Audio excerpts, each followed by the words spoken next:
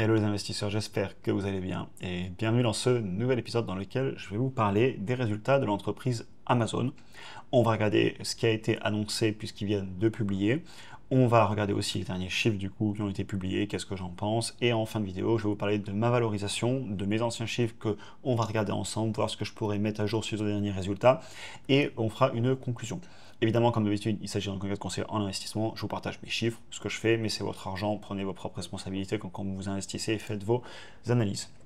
Donc le titre en bourse, sur 5 ans, il s'est plutôt bien comporté, on ne peut pas dire le contraire. Et on a eu une petite baisse là ces derniers jours parce que les résultats auraient été en demi-teinte. Mais je me méfie tout le temps des articles de journaux. On va regarder ce qui s'est passé concrètement parce que vous avez ce qui se dit dans les médias et vous avez d'aller ouvrir les documents financiers, de les lire et de se forger sa propre opinion. C'est ce qu'on va faire aujourd'hui. Petit rappel très rapide, c'est un business model qui me plaît beaucoup. J'ai souvent parlé d'Amazon, je l'avais eu il y a longtemps en portefeuille, vous retrouverez des vieilles vidéos. Et là, je l'ai enlevé parce que la position était trop petite, le portefeuille avait beaucoup de croissance et je ne pouvais pas garder des toutes petites positions.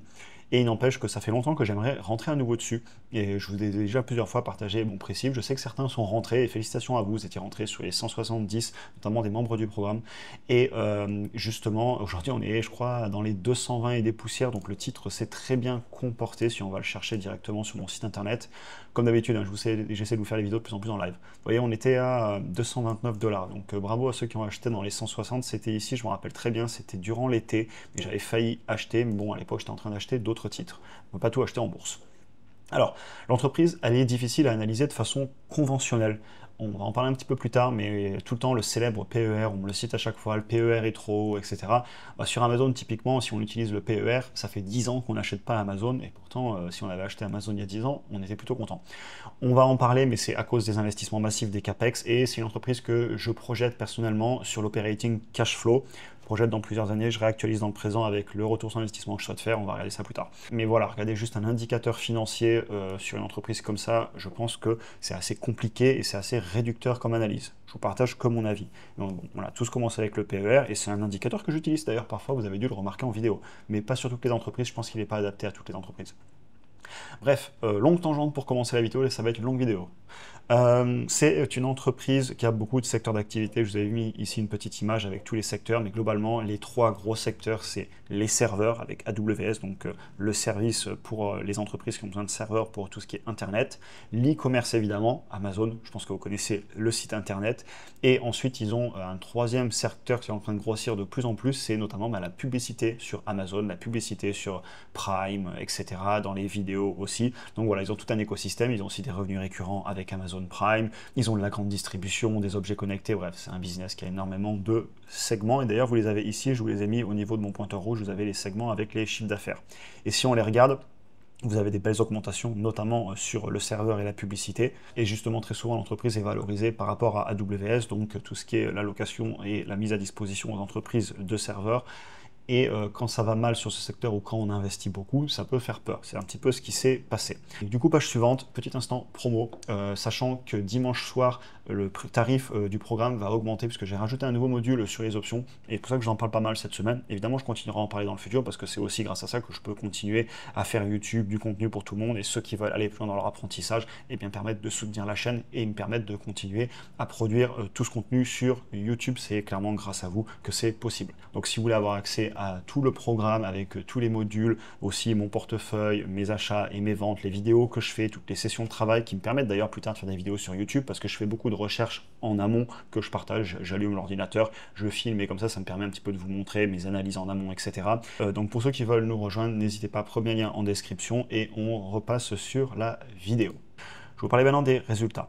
Le chiffre d'affaires a vu une croissance sur un an de plus 11%, ce qui est pour moi quand même pas négligeable pour une entreprise qui fait 2,4 milliards de capitalisation boursière, milliards de dollars, et qui a un chiffre d'affaires, il doit être directement dans le document financier, on va aller le chercher ici. Voilà, on a fait 630 milliards de dollars de chiffre d'affaires. Donc faire plus 11% sur 574 milliards pour arriver à 638 milliards, évidemment que c'est difficile d'aller chercher du plus 50% par an parce qu'on commence à arriver sur des chiffres assez gros. Ils ont fait plus 10% aux États-Unis, plus 9% à l'international et plus 19% sur AWS. C'est les fameux serveurs, les revenus liés à la location de serveurs et à la mise à disposition aux entreprises. Ils ont augmenté leur flux de trésorerie issu des opérations de plus 36%. Et je vous ai mis ce passage précisément, vous voyez, je vous l'ai mis sur la présentation pour une raison spécifique, c'est parce que je l'utilise pour mes projections, donc c'est important pour moi. Et ensuite, ce qui a fait peur un petit peu, je pense, au-delà des CAPEX dont on va reparler, parce qu'ils investissent massivement en CAPEX, donc dans tout ce qui est notamment l'intelligence artificielle, ils prévoient une croissance sur le premier trimestre 2025 par rapport au premier trimestre 2024 en 12 mois glissants, plus 5 à plus 9%. Donc il y aura un petit ralentissement, et donc forcément ça s'appelait jamais trop au marché. Je voulais vous montrer ce qui est en train de se passer sur les CAPEX. L'entreprise, vous voyez qu'ils ont fait plus 36% sur le flux de trésorerie opérationnel. Par contre, si on va regarder les flux de trésorerie disponibles, la capacité d'autofinancement, le fameux free cash flow dont vous entendez souvent parler ici et d'ailleurs dans plein de vidéos, c'est un indicateur qui est très connu même dans beaucoup d'autres contenus. Et bien en fait, les flux de trésorerie disponibles, c'est les flux de trésorerie opérationnels auxquels on rentranche les CAPEX, les investissements en machines, en équipement pour faire tourner le business et le faire croître. On a fait plus 61% de croissance sur les dépenses, sur les CAPEX. Donc en fait, l'entreprise est en train de dépenser énormément d'argent en investissement et ça peut faire peur au marché parce qu'on est en train de se demander, ok, on dépense tellement d'argent, mais est-ce qu'on va avoir du retour sur investissement? Et le marché a peur de ces CAPEX, à mon avis, et eux, ils voient de la demande, qu'ils n'arrivent pas à répondre à la demande et qu'ils doivent investir. Donc, c'est mon avis aussi, c'est-à-dire qu'une entreprise qui a besoin de faire du calcul en intelligence artificielle, soit elle achète les cartes NVIDIA, elle monte elle-même des bâtiments, elle met des serveurs dedans, les gros peuvent le faire, les géants le font, les Microsoft, les Google, les Tesla, les Amazon, ils vont le faire. Mais quand on est une petite entreprise qui a besoin de travailler avec de l'IA, qu'est-ce qu'ils font? Eh bien, ils vont voir Microsoft Azure, ils vont voir Amazon AWS, ils vont voir Google Cloud, et ils payent de la puissance de calcul. Et quand j'entends Amazon qui dit qu'ils veulent investir massivement là-dedans pour ensuite vendre ses capacités de calcul aux autres entreprises avec des belles marges, moi je dis oui, il n'y a pas de problème, allez-y. Ça peut faire peur qu'on mette des dizaines et des dizaines de milliards sur un an là-dedans, mais moi ça ne me dérange pas. Et il précise qu'il y a d'autres limitations, hein, notamment la demande, il faut investir, l'électricité, ils n'arrêtent pas de dire, et c'est pas les seuls à le dire, hein, Google, Microsoft, tout le monde le dit, il faut investir. Et ces entreprises sont d'ailleurs en train de négocier des contrats d'électricité avec des fournisseurs, d'investir dans des entreprises qui veulent produire de l'électricité, parce que la demande, elle est énorme. Par contre, pour revenir un petit peu à la valorisation, ça fait baisser le free cash flow.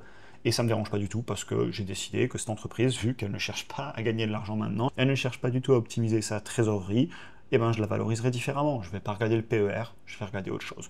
Parce que pour moi, ça ne ferait pas de sens de regarder le PER, ils ne cherchent pas à optimiser la rentabilité actuellement. Et ça fait des années que je l'explique et je continuerai à faire ça. C'est mes visions des choses que je vous partage ici. Passons maintenant aux chiffres. La croissance du chiffre d'affaires en composé, je vous l'ai mis que depuis 2021, on est à presque 12% par an. Je vous l'ai mis que depuis 2021 parce que si je vous amène directement le regarder ensemble depuis 10 ans, la croissance est absolument phénoménale. Et comme je vous le disais, quand on arrive sur des très grosses entreprises, c'est dur de maintenir une telle croissance. Depuis 2017, on a fait plus de 18% par an ce chiffre d'affaires. Et si je vous mets sur 10 ans, on a fait plus de 22% par an ce chiffre d'affaires. Est-ce que je pense qu'ils vont faire plus de 22% par an pour les 5 prochaines années? Non. Et c'est pour ça que je suis beaucoup plus prudent, et c'est ce que je tenais à vous dire ici. Au niveau des marges, les marges brutes sont très belles, on est à pas loin de 50%, alors que c'est une entreprise qui a quand même Amazon avec de la vente de produits, où là on tire les marges vers le bas. Mais ils ont d'autres business qui sont très rentables. Et sur le long terme, vous savez, je vous partage un peu ma vision des choses ici, mais je pense que même le business Amazon en soi, avec les personnes qui vont devoir faire de la publicité pour vendre leurs produits, le fait qu'il y ait des petits business qui se mettent sur la plateforme Amazon, qu'Amazon gère les stocks pour eux et prennent de l'argent là-dessus et tout, honnêtement, je pense qu'un jour même le business d'Amazon, je l'entends dans le sens du site internet de vente de produits, je pense qu'un jour on aura des marges dessus. Mais ce n'est pas la priorité. Aujourd'hui, la priorité, c'est la logistique, c'est d'investir beaucoup pour créer cette logistique imbattable et la satisfaction client, la fameuse flywheel. On va pas en parler ici parce que ça fera une autre tangente, mais le concept de la flywheel d'Amazon est quelque chose que j'apprécie énormément dans cette entreprise. Je vais finir sur mes marges. Donc marge opérationnelle qui se balade entre 5 et 10%, marge nette pareil entre 5 et 10%, marge sur flux de trésorerie disponible. Je vais pas trop la regarder parce qu'ils optimisent pas ça, mais on est en positif, ils ne brûlent pas de cash. On regardera d'ailleurs après un petit peu ce qu'il en est au niveau de la trésorerie, etc. Marge de flux de trésorerie opérationnelle, on est sur les derniers trimestres entre 17 et 18%. Ce qui est plutôt pas mal, surtout que, regardez, il y a encore 2-3 ans, on était sous les 10%. Donc ils sont en train vraiment d'améliorer l'efficacité au niveau des opérations pour sortir de plus en plus de cash des opérations. Ensuite, ça je voulais vous montrer parce que le graphique, je le trouve extrêmement parlant. Les bougies que vous avez en bleu ciel qui descendent ici, c'est ce fameux CAPEX. C'est les investissements dans les machines, les équipements, les bâtiments, etc. Regardez, ils ont une grosse phase d'investissement en 2022 et là, ils sont en train de repartir plus fort que jamais. La bougie au niveau de mon pointeur rouge, c'est la plus grosse qu'on ait jamais eue. Vous voyez, on est pas loin des 70 milliards en 12 mois glissants. Et regardez, à chaque fois que les CAPEX accélèrent, l'écart entre la courbe verte et la courbe bleu foncé violette est en train de s'agrandir. Et là, vous retrouvez le calcul dont je vous parle à chaque fois. Les flux de trésorerie disponibles sont obtenus des flux de trésorerie opérationnels auxquels on retranche ses investissements. Et je voulais vous le montrer parce que d'un point de vue éducatif, c'est important. Là, visuellement, vous voyez que quand ils investissent beaucoup, ça devient difficile de regarder les flux de trésor. Et d'ailleurs, après, je vous montrerai le prix par rapport au flux de trésor. Vous allez voir que le graphique est illisible parce qu'ils ne cherchent pas du tout à optimiser ça. Et pareil pour le PER. Alors, on va continuer avec ce graphique. Et après, on ira voir sur la valorisation. Si vous prenez le cash, il est capable de couvrir la dette long terme. Si vous prenez le flux de trésorerie disponible, il ne couvre pas la dette long terme, il faudrait, 2 ans. Si vous prenez le flux de trésorerie disponible et vous enlevez les investissements, ça vous donne le marron foncé, le flux de trésorerie issu des opérations, et vous payez la dette en moins d'1 an. Donc, clairement, la dette ne m'inquiète pas du tout sur cette entreprise. Je vous ai mis les ratios de prix, le fameux PER en vert et le prix par rapport au flux de trésor, le price to free cash flow en bleu. Et vous voyez les courbes, il y a des années où on est à 0 pour le flux de trésor. Je ne sais pas ce qu'on va faire de cette courbe. Et puis l'année, on a un gros pic, on a un prix par rapport au flux de trésor à plus de 400. Donc là, si on regarde sur un site internet sans aller chercher plus loin, on se dit, bon, c'est pas possible Amazon, prix par rapport au flux de trésor à 400 et PER à 200. Oui, mais le problème, c'est que c'est pas du tout ce qu'ils cherchent à optimiser. Donc regardez ces graphiques, pour moi, c'est vraiment pas pousser l'analyse jusqu'au bout. Donc pour moi, c'est pas exploitable un PER sur Amazon. Et ça ne l'était pas avant, ça le sera sûrement un jour, mais l'entreprise n'est pas encore assez mature pour ça. Par contre, si vous regardez le prix par rapport au chiffre d'affaires et le prix par rapport au flux de trésorerie opérationnel, là, les courbes sont beaucoup plus pertinentes. Regardez, on ne fait pas de 0 à 500. Pour le flux de trésorerie opérationnel, on se balade entre 15 et 30, et des fois, vous avez eu des pics jusqu'à 40. L'entreprise était un petit peu chère à ce moment-là. Mais globalement, si vous regardez, historiquement, aujourd'hui, on est à 15-16, et historiquement, c'est bas. Et je pense, et ça fait longtemps que je le dis, que Amazon, elle s'échange pas si cher que ça en ce moment par rapport à ce qu'elle est en train de faire. On va regarder mes chiffres parce que vous savez que j'aime faire des bonnes affaires, donc même si elle paraît pas chère, de par ce qui s'est passé auparavant, pour moi, regarder le passé, c'est pas forcément regarder l'avenir, et je préfère estimer ce qui va se passer dans le futur et réactualiser dans le présent pour savoir combien payer concrètement et être rationnel, ne pas l'acheter parce que je me dis c'est le bon moment, mais l'acheter parce que je suis convaincu par mon analyse et par ma valorisation et mes chiffres que j'ai mis dans un fichier que je pourrais regarder dans le temps pour vérifier si je me suis trompé, pourquoi je me suis trompé, ou alors si j'ai fait mieux que prévu, si l'entreprise a mieux exécuté que ce que je pensais. Mais voilà, je suis rationnel, j'ai écrit les choses. Un Excel, ça prend 10 minutes à faire, mais au moins c'est écrit. On sait ce qu'on a dit et dans le futur, on pourra comparer. Je reviens à ce que je disais. Prix par rapport au flux de trésorerie opérationnel qui est bas historiquement, et prix par rapport au chiffre d'affaires qui lui est en ligne avec l'historique. On est peut-être un tout petit peu haut à 3, on a une médiane historique à 2,5 et une moyenne à 2,7. Donc rien de choquant non plus. On va passer maintenant au fichier de valorisation. Je vais retourner voir avec vous en direct ce que j'avais en termes de croissance sur les flux de trésorerie opérationnels. Plus 36%, 115,9 milliards. Et vous allez voir pourquoi je regarde ça. Et c'est pour ça que j'aime faire mes analyses de façon rationnelle, avoir une stratégie. Regardez, moi j'avais prévu pour 2024, dans mon fichier que je vous ai partagé par le passé, plus 25% de croissance sur les flux de trésor opérationnels. Ils ont fait plus 36. Si je nous mets à plus 36, on retrouve les 115 milliards. Donc l'entreprise a fait mieux que ce que je pensais. Et instantanément, ça me fait monter le prix à payer aujourd'hui. Maintenant, ce qui me reste à faire, c'est décaler mes colonnes d'une année, aller rajouter de la croissance sur l'année suivante, revoir mes prévisions de croissance, puisque par exemple, là, sur le premier trimestre, ils nous ont prévu du 11%. C'est pas toute l'année 2025, ils nous ont donné que le premier trimestre. Mais vous voyez, je m'étais mis à 10%. J'aime souvent être prudent dans mes analyses, je ne mets pas trop. Et donc, je vais remettre ces chiffres à jour, et ça va me donner un nouveau prix à payer. Si ce prix à payer, il est au prix actuel, dans ce cas-là, j'irai pousser mon analyse qualitative jusqu'au bout et peut-être que je commencerai à l'acheter. Mais c'est un petit peu ce que je voulais vous dire dans cette vidéo et c'est pour ça que là, avec les résultats, je vous fais beaucoup de ces vidéos où je vous montre ce que j'ai dit à l'époque dans mes analyses, ce que je vois maintenant. Et en fait, quand vous suivez une entreprise dans le temps, que vous regardez tous les chiffres, et le jour où elle est au bon prix, vous le savez parce que vous l'étudiez depuis longtemps et moi j'ai étudié Amazon depuis longtemps parce que fondamentalement, j'aime le business. Et si un jour, d'après mes chiffres, il arrive au bon prix, chiffre que je vais mettre à jour, eh bien, clairement, je l'achèterai parce que d'un point de vue rationnel, je me serais prouvé à moi-même que c'est le bon moment et j'en serai convaincu, et si j'ai tort, je saurai pourquoi, et si j'ai raison, je saurai pourquoi. Et honnêtement, quand je regarde le portefeuille, et je vous le montre de temps en temps, d'un point de vue de la performance et tout, pour l'instant, je suis très content d'avoir utilisé cette stratégie. La performance passée garantit pas du tout la performance future, et de toute façon, j'ai aussi une stratégie passive avec des ETF, j'ai de l'immobilier, etc. Je ne mettrai clairement pas tous mes œufs dans le même panier, mais cette partie action individuelle qui est ma passion, que je vous partage maintenant depuis plusieurs années sur YouTube, je veux continuer à m'améliorer, à être bon, et je continuerai à montrer la performance. Il y a des actions sur lesquelles j'ai tort, j'ai 2 lignes en portefeuille qui sont dans le rouge, les autres sont dans le vert, tant mieux, et clairement celle dans le vert compense très largement celle dans le rouge, et des fois on me demande d'ailleurs en commentaire quand est-ce que tu reparles de cette action, très souvent c'est celles qui sont dans le rouge. Alors je comprends, c'est de l'émotionnel, et je parle toujours des entreprises, et quand les résultats arrivent, je le fais, j'ai traité Enphase, je suis dans le rouge, j'en ai parlé quand même, les résultats arrivent, et on en traitera d'autres, évidemment. Et l'objectif c'est de partager le parcours et d'apprendre aussi clairement. Bref, je vais finir la mise à jour de mes chiffres comme je vous le disais juste avant. L'entreprise est très bien positionnée à mon avis sur plusieurs secteurs.